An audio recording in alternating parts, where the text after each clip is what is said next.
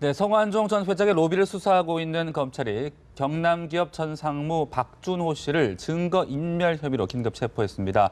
박 전 상무는 피의자로 신분이 전환됐는데요. 검찰이 찾던 귀인이 바로 박 전 상무일지 관심이 모아지고 있습니다. 한편 성완종 회장이 내년 총선에 나가기 위해 또 사면 로비를 벌였다는 보도가 나왔습니다. 출마를 위해서 현 정부 인사들과 집중적으로 접촉했다는 진술도 나왔는데요. 검찰 수사의 진행 상황과 파장을 이상희 위덕대 부총장 김경진 변호사와 짚어보겠습니다. 어서 오세요. 네, 안녕하십니까. 네, 박준호 전 상무 참고인에서 피의자로 신분이 전환됐어요. 그만큼 이제 중요한 인물이라고 보는 것일까요? 어떻게 보십니까? 검찰에서도 어제 귀인이라고 표현했죠. 뭐 귀한 사람 이런 표현 아니겠습니까? 피의자로 전환이 됐다는 것은 그래서 뭐 법리 전문가 계십니다만은 이런 식으로 해석이 될 수가 있죠. 그만큼 중요하다 보니까 어떤 구속적인 수타, 묶어놓고 뭔가 좀 조사를 해보겠다는 것은 검찰의 의지가 나타나지 않느냐. 그건 또 역설적으로 어떤 표현이냐 그러면은 그만큼 정황적으로 봤을 때 이 박준호 상무가 가지고 있는 내용들이 많다라는 것을 검찰이 어느 정도 파악하고 있지 않나라고 유추를 할 수가 있습니다. 네. 그러니까 박준호 상무가 지금 2003년부터 최소 12년 이상 지금 성완종 회장을 옆에서 모셨다는 것 같거든요. 그리고 성완종 회장이 부재나 유고 시에는 박준호 상무가 회사 일을 거의 좌지우지했다 지금 이런 얘기가 나오고 있어서 상당히 많은 내용을 박준호 상무가 알고 있을 것이다. 그러니까 검찰이 생각하는 정말 귀인인데 문제는 이 귀인이 어제 검찰 조사를 받는 동안에 사실상 입을 좀 제대로 열지 않은 것이 아닌가 지금 그런 추정이 들고요. 그래서 검찰이 일단 긴급 체포를 한 명목은 증거인멸을 했다. 이걸로 지금 긴급 체포를 했거든요. 그러니까 검찰이 1차 압수수색을 하고 성완종 회장 자살하시고 나서 이 보니까 회사 내에 CCTV가 일부 지워져 있고 중요한 또 컴퓨터 파일이 삭제돼 있고 또 중요한 문건이 빼돌려져 있는 이 정황을 발견을 했는데 이 점과 관련해 가지고 지금 이 박준호 상무가 그 사건에 관련이 돼 있다. 이 증거인멸에 관련이 돼 있다라고 보고 있는 것 같고 이제 박 상무는 평소에 성완종 회장 유지대로 검찰에 가서 아는 대로 사실 그대로 얘기를 하겠다라고 그 언동을 대외적으로 했었는데 실제에 있어서는 검찰에서 아는 대로 다 얘기는 안 하신 것 같아요. 그러다 보니까 방금 이 교수님 말씀하신 대로 일단 구속시켜놓고 검찰에 필요한 부분에 대해서 진술을 얻기 위해서 이거 아마 긴급체포 절차를 밟은 것으로 보여집니다. 네, 그런데 성 전 회장이 남긴 메모나 뭐 인터뷰가 사실인 것을 확인하려면 이 수사가 제대로 진행이 돼야 되는데 측근이라고 하는 박 전 상무가 왜 입을 제대로 열지 않는 걸까요? 그러니까 이제 추정해 볼 수 있는 게 이 지금 가령 원래 성완종 회장 돌아가실 때 상위 메모지에 보면 그 가령 이제 부산시장하고 2억 그다음에 이제 이 유정복 3억 이렇게 나와 있지 않습니까? 근데 통상 그렇게 금액이 적혀져 있는 경우에는 보면 경향신문하고 인터뷰할 때 상세한 거기에 대해서 설명 내용이 포함되어 있었던 것이 지금 이제 다른 건들이거든요. 근데 그런 것들에 비추어 보면 이게 돈이 갔을 거라는 어떤 의혹은 제기될 수 있지만 거기에 대한 어떤 부가 설명은 별도의 장부에 따로 있을 가능성이 있다. 그런데 그 별도의 장부를 지금 박준호 상무가 얘기를 해준다면 모르겠는데 박준호 상무가 얘기를 해주지 않는다면 검찰이 수사를 진행하는데 굉장히 난항을 겪기 때문에 아마 그 점과 관련해서 검찰이 좀 이 별도 어떤 원 장부를 찾고 있는 것이 아닌가. 그리고 그 원 장부의 소재를 알고 있을 만한 사람이 가장 핵심되는 인물이 박준호 상무다. 이렇게 검찰이 보고 그러니까 있어요. 검찰 입장에서는 박준호 상무를 풀어놓고는 얘기가 안 되는 것이죠. 풀어놓고 안 되기 때문에 일단 구속시켜놓고 여기에 대해서 조사를 해야 되는데 그에 대한 가장 적절한 것이 증거인멸이고 그에 대한 정황이 구체적으로 나왔다 이렇게 봐야 되는 것이죠. 이렇게 생각을 좀 하면 어떨까 싶은데요. 지금 경남 기업과 관련해서 남아있는 핵심 측근들이 하는 생각, 지금 어떤 생각을 하고 있느냐에 대한 문제인데 경남 기업의 임원들, 지금 박준호 상무를 비롯해서 임원들은 어떠한 일이 있더라도 이 경남 기업을 살리려는 그런 노력들을 하지 않겠습니까? 기업을 토산시키려고 하지 그런 노력들을 안 하지 않겠습니까? 그럼 그것이 궁극적으로 뭘 뜻하냐 그러면은 경남 기업을 지키기 위해서 가진 노력을 많이 할 것이다. 그에 대한 핵심 키가 사실 박준호 전 상무가 가지고 있지 않느냐라고 볼 수 유추를 할 수가 있는 것이고요.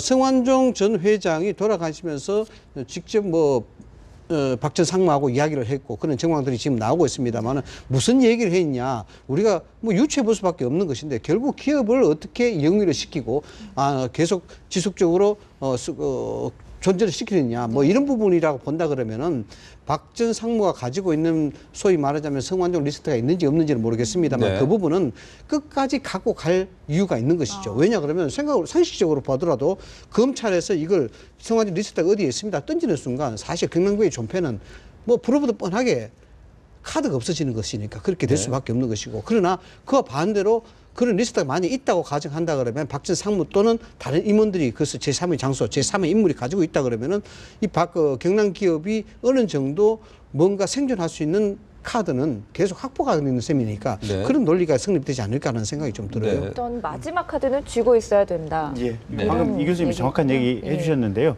경남 기업보다는 사실 알짜배기 자회사들 몇 개 있지 않습니까? 그건 최소한 지켜야겠다 지금 이 생각을 하고 있는 것 같고 그래서 현 정권의 핵심되는 사람들에 대해서는 애매한 뉘앙스만 풍겨놓고 우리가 칼자루를 쥐고 있다. 네. 이 정도의 느낌만 지금 던져주는 상황이 아닌가 싶습니다. 네, 그렇다면 박 전 상무로부터 구체적인 진술을 확보하지 못한다면은 네. 검찰은 어떻게 대처를 할까요? 그 외에 뭐 한모 전 부사장이라든지 측근들을 계속 소환을 할 텐데요. 그러니까 이제 홍준표, 이완구 지금 이 두 분에 대해서는 구체적인 일시 장소나 방증이 어느 정도 체증이 된 상태니까 네. 그 두 분에 대해서 수사가 진행되는 것은 별 문제가 없을 것 같고요. 홍문종 씨 같은 경우는 시점은 어느 정도 특정이 돼 있는데 다만 이제 전달 방법이나 중간에 돈을 가지고 온 인사들이 지금 특정이 안 돼 있기 때문에 조금 더 보완 조사가 필요한데 일단 지금 추론해 볼 수 있는 것은 박준호 상무 지금 구속시켰지 않습니까? 구속영장 청구했지 않습니까? 구속이 되게 된다면 박준호 상무를 통해서 최대한 압박을 해서 진술을 확보해 보려고 할 것이고 만약에 거기서 안 된다면 지금 그 이용기 비서실장이라든지 또는 여모 운전기사라든지 주변에 있는 사람들에 대해서 똑같은 패턴을 써서 같이 구속을 시켜서 이 사람들을 통해서 별도의 어떤 비밀 장부, 원장부를 찾아내려고 검찰이 최선을 다해서 노력해 볼 것이다.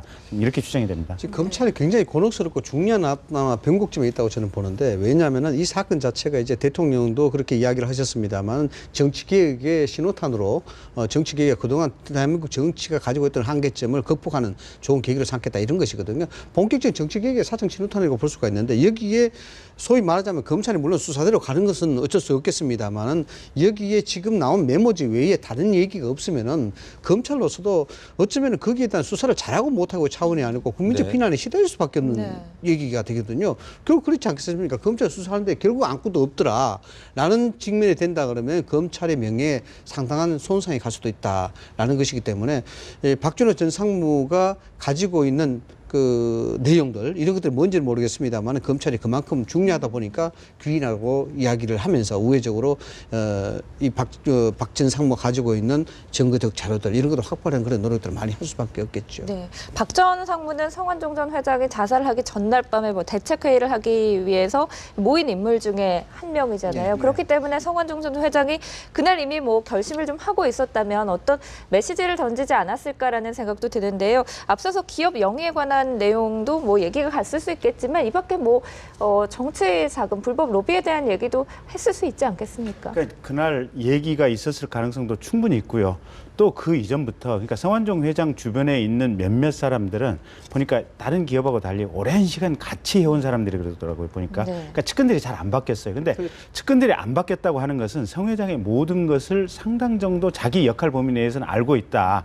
그러면 이 각자 한 사람 한 사람을 검찰이 최선을 다해서 이 사람이 입을 열게 한다면 검찰이 퍼즐을 상당 정도 맞출 수 있을 것이다. 지금 이렇게 예상되는 상황이어서 어쨌든 이제 박상무를 통해서 최대한 진술을 확보해 보려고 할 것이고 네. 비밀 장부 존재 확보해 보려고 할 것이고 안 되면 순차적으로 지금 비서실장, 운전기사 또 그다음에 수행 비서 이런 사람들 상대로 해서 집중적으로 아마 수사를 할 것으로 보여집니다. 네. 결국 지금 가지고 있는 것이 뭐 의존할 수밖에 없는 게 진술의 일관성 그리고 그 관계된 사람들의 자백 뭐 이런 것들이거든요. 네. 이걸로 네네. 통해서 수사를 할 수밖에 없는 검찰의 곤혹스러움이 좀 있어요.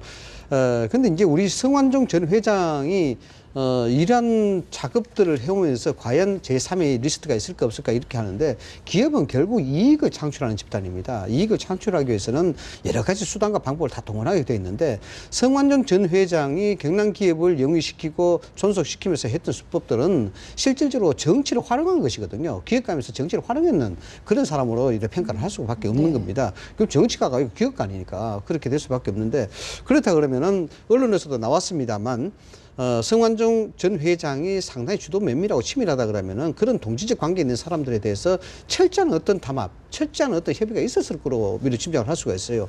그 선상에 있는 지금 박 전 상무라든가 뭐 한무 부사장이라든가 공이 네. 어떤 상하적 관계가 아니고 동지적 관계를 형성시킬 만큼 돈독하다 그랬으니까 검찰로서는 그 해답을 푸는 것이 가장 관건일 거예요. 굉장히 힘들 수밖에 없는 상황이고 그런 동지적 관계에서 그 사람들이 성완종 회장하고 맺어진 그런 어떤 불문의 약속이 있다 그러면은 그것을 어떤 식으로 어떤 방법으로 풀어놓을지 그것도 굉장히 기초가 주목되는 일이죠. 제일 중요한 포인트가 이건 것 같아요. 원장부가 반드시 있을 것 같아요. 네. 그러니까 성완종 회장이 이렇게 돌아가시면서 이 주머니에 나왔던 메모지 있지 않습니까? 네. 메모지는 결국은 날짜도 다르고 몇 년에 걸쳐서 있었던 것을 지금 써놓은 것이기 때문에 사람 인간 기억에 의존해서 나온 것은 아니거든요.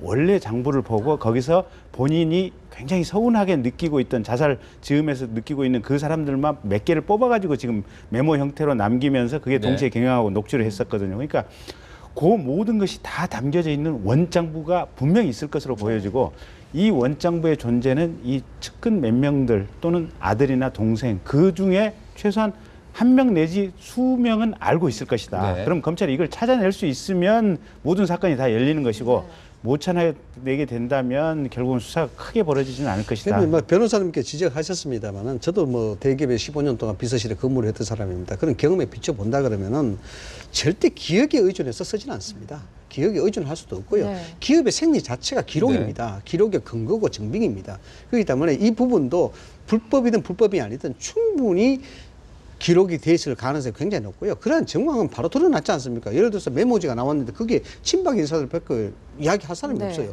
그럼 그뿐이겠냐고요. 그 자체가 충분히 전략적으로 고려되고 계산되는 어떤 행동이다라고 판단할 수밖에 없는 것이고 한모 목사한테 이야기했던 100에서 150억에 대한 얘기라든가 또 사실인지 아닌지라고 확인이 되지 않았습니다만 폭로 대상 선별 회의를 했다는 부분 네. 이런 것들도 소위 말해서 회의 자료를 놓고 이야기를 해야 되는 부분이거든요. 그 회의 자료 자체가 결국 어쩌면 리스트 맹부가 아니겠느냐. 그래서 여기서 이 사람은 난다치 적어놨는 그것을 토대로 해서 이 사람 넣고 이 사람 빼고 또 이 사람을 넣게 되면 어떤 우리 기업에 영향이 있고 이런 것까지 저는 충분히 고려했다라고 미리 짐작할 수 있다는 것이죠. 네. 그리고 이 성전 회장이 내년 20대 총선 출발을 위해서 이 특별 사면을 받으려 했다. 뭐 현 정부 인사들과 접촉을 했다. 또 이런 내용이 지금 나오고 있어요. 그렇죠. 이 부분도 이제 사실에 대한 여부가 이제 확인이 돼야 되는 부분인데 혼자 자가 발전일 수도 있는 부분이 있고요.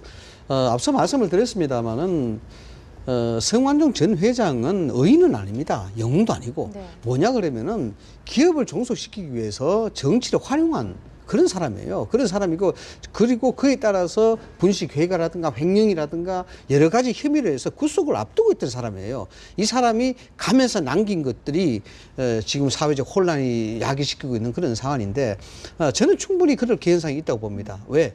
지금까지 경남기업을 어떻게 했는지 우리가 자세히 알 수는 없습니다만 2조 원대 기업으로 커놓기 위해서는 지금까지 나오는 정황으로 보더라도 정치를 10분 활용했다는 것이 명백하게 드러나기 때문에 또 이 기업을 그대로 이어가고 지속시키기 위해서는 결국 정치력이 필요하다는 그런 계산이 있을 수밖에 없어요. 기술이라든가 노하우라든가 이런 것보다도 네. 성완종 회장의 기업 운영 방식은 정치였다는 것이죠. 그렇기 때문에 저는 충분히 개연성이 있다고 봅니다. 그 리스트 파장이 정말 너무 큰 것 같습니다. 앞서서 저희가 이완구 총리가 성완종 전 회장이랑 200여 차례 넘게 전화통화를 했다라는 보도를 해드린 바도 있는데요.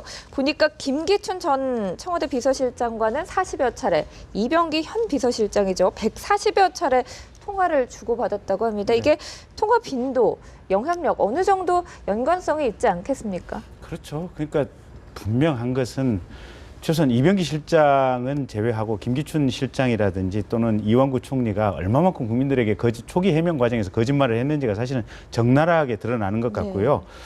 이 성완종 씨가 어쨌든 본인의 필요로 하는 목표 달성을 위해서 그게 사면 복권이 됐든 또는 경남기업의 존속이 됐건 여러 가지 이유에서 이분들하고 긴밀하게 협의를 하고 뭔가 부탁을 하는 관계에 있었고 또 상대방 쪽에서도 그거를 한 방에 거절할 수 있는 이런 관계는 아니었다. 이 전화를 받아줄 수밖에 없고 관계를 계속 꾸준히 맺어왔다라는 것 정도는 지금 분명해 보이고요. 그래서 이분들이 고위층에 있었던 분들 치고는 참 이렇게 정직하지는 못했다. 이런 점은 분명히 느껴지는 것 같습니다. 네. 자, 이런 가운데 또 진경 스님의 인터뷰 내용이 공개가 돼서 또 주목이 되고 있습니다. 여러 가지 뭐 내용들이 나왔는데 이 총리가 검찰 수사 내가 지시한 건 아니다라고 또 했다고 하고 반기문 대신 나를 밀어라. 이런 지금 인터뷰 내용이 나오고 있는데 어떻게 좀 보십니까? 그만큼 구명노매를 많이 했다고 봐야 되겠죠. 뭐 진경 스님의 그 종교적 위상이야 뭐 굳이 이야기하지 않더라도 각계각층의 로비한 정황들이 많이 드러나고 있지 않습니까? 이병기 실장한테도 전화했던 부분도 있고 이런 것들이 아마 3인 초과에 몰리고 극단적 상황이 되다 보니까 그렇게 이것저것 할 수밖에 없는데 사실 이제 솔직하게 이야기 드리면은 이런 부분들이 나타나서는 안 될, 드러나서는 안 되는 얘기들이거든요. 묻혀주고 넘어가야 될 그런 얘기들인데 이것들이 드러나니까 정말 뭔가 있다는 의혹으로밖에 이렇게 비춰지지 않을 수밖에 없는데 이 진경 스님한테 이야기하는 것을 사실이라고 우리가 본다 그러면은 결국 충청권의 정치적 헤게모니에 의해서 발생된 어떤 사건이다 이렇게 봐야 되는 것이죠.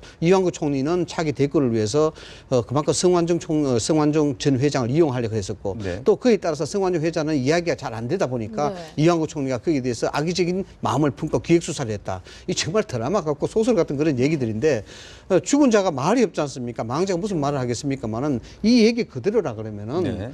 정말 충청권에 드러나지 말아야 될 어떤 그 정치적 헤게모니가 그대로 드러난 것이다. 이렇게 봐야 됩니다. 물론 또 진위 여부는 확인할 수 없겠습니다만 성 전 회장이 김종필 전 총재에게 전화를 걸었더니 경남기업 수사는 이완구 장난이야.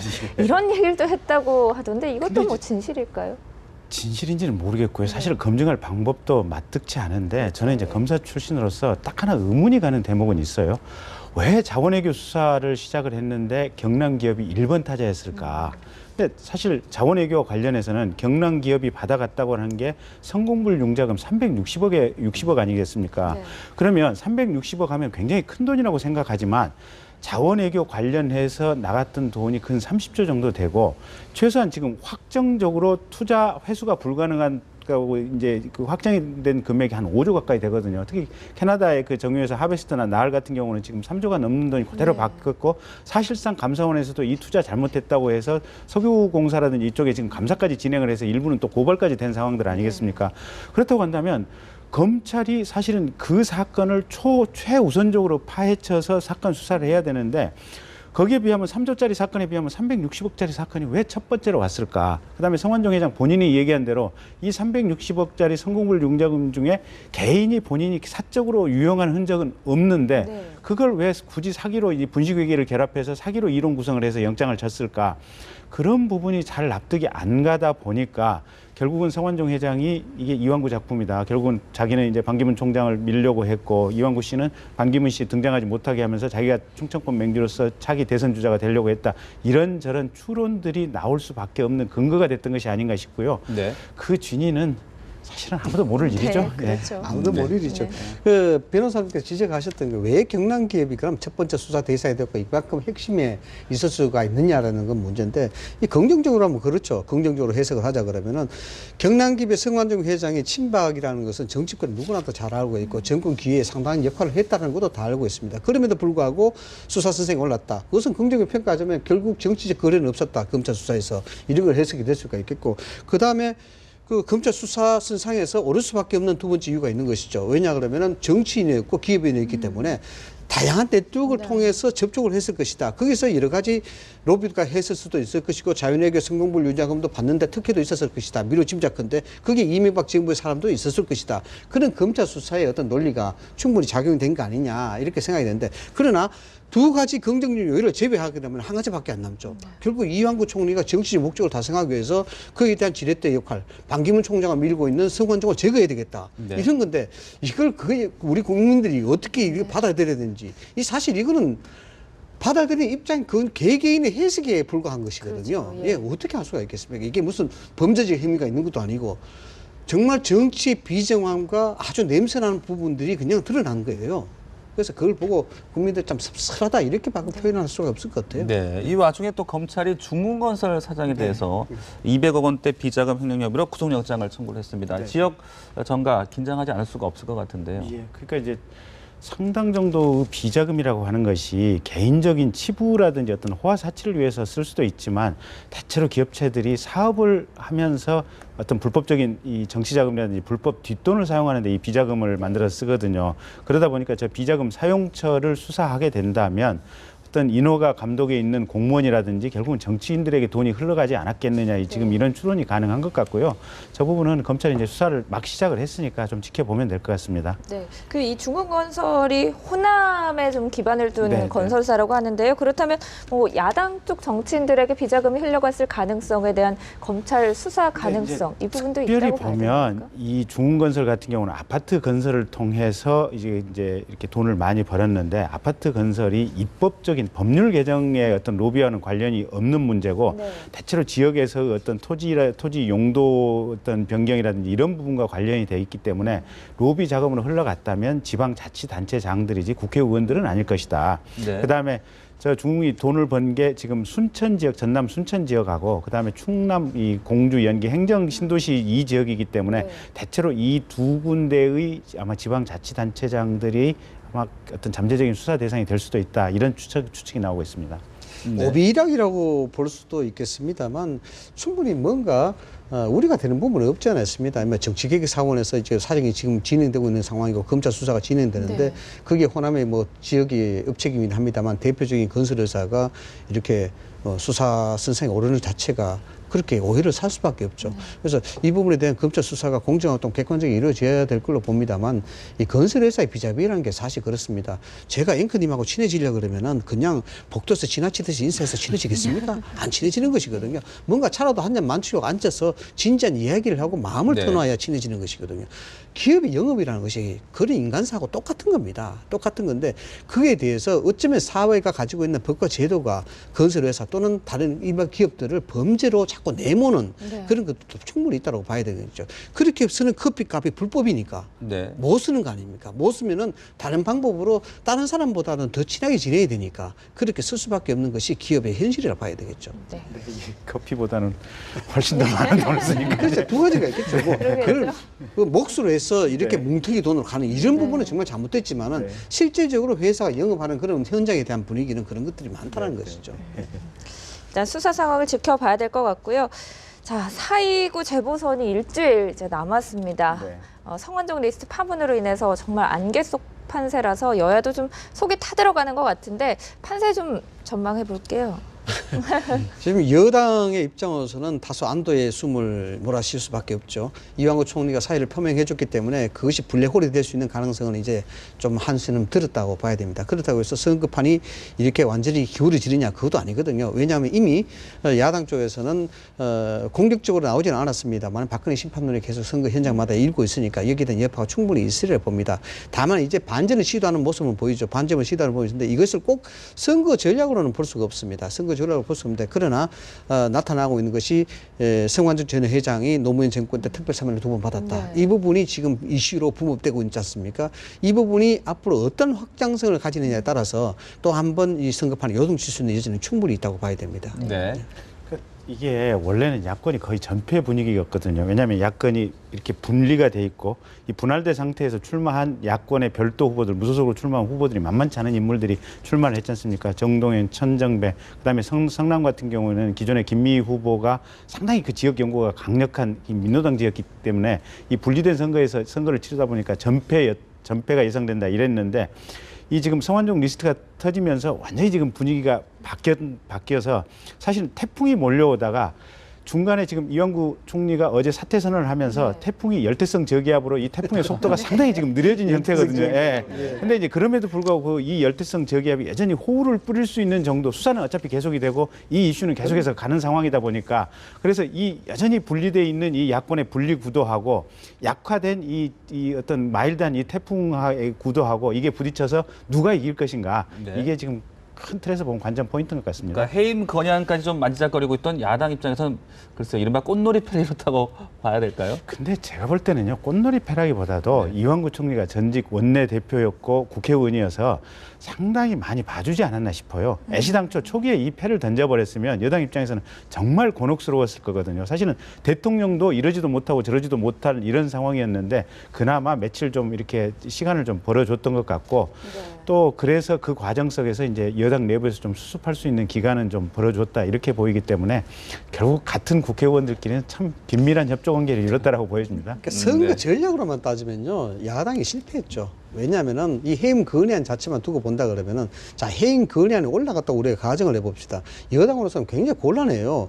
이것을 처리를 협조해주기도 그렇고 안 해주기도 그렇고 해임 건의안이 올라가는 그 자체가 언론의 포커스를 당연히 받을 수밖에 없고 그에 따라서 국민적 관심이 집중되니까 당연히 그것은 어떻게 역설적으로 박근혜 정부 심판으로 가는 거예요. 그러나 이 시기적으로 어떻게 조절하느냐에 따라서 굉장히 선거 전략이 미묘하게 흐름이 변화가 있을 수 있거든요. 이 패를 좀 일찍 보였고 여기에 대해서 여당은 이 패를 일찍 읽은 거죠. 일찍 읽었기 때문에 그만큼 이완구 총리의 사퇴도 좀 빨랐다라고 볼 수가 있는 것입니다. 선거 전략으로만 본다면은. 그래서 야당이 어떤 전략적 전술을 갖고 있는지 모르겠습니다만 이 사건 자체를 해임 건의안을 키로 활용하고 이것이 중요한 아젠다로 치고 나가려 했다 그러면은 네. 대통령이 귀국한 후에 해도 괜찮았다라는 생각이 좀 듭니다. 저희가 얼마 전까지만 해도 뭐 어제 그제까지만 해도 성완종 리스트 얘기하다 보면 온통 이완구 총리 얘기로 귀결이 됐었거든요. 근데 말씀하신 것처럼 이제 사퇴하면서 파괴력은 좀 줄었다 이런 전망들도 나올 수 있을 것 같고요.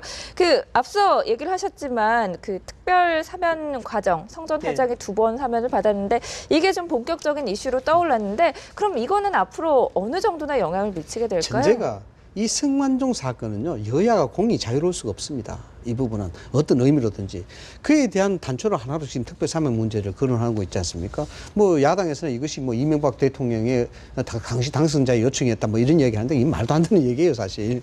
그 정황이 다 드러나고 있지만은 분명한 것은 특별 사면이라는 것이 재헌 후에 우리가 건국 후에 이 법이 한 번도 개정이 안 될 정도로 대통령이 가지고 있는 절대적 권한입니다. 네. 대통령의 절대적 권한이기 때문에 제3자의 간섭으로부터 자유스러울 수가 있는 것이죠. 그래서 개정이 안 되는 거예요. 그래서 그 당시에 2008년도 1월달 같은 경우에는 노무현 정부와 이명박 정부는 굉장히 갈등이 많았습니다. 왜냐 그러면은 2월달에 우리가 청와대에 들어갔을 때만 하더라도 거의 전쟁터였어요. 컴퓨터는 다 작살이 나 있고 모든 책상은 다 엎어져 있고 그래서 그 복구하는데도 한 달 이상이 걸렸어요.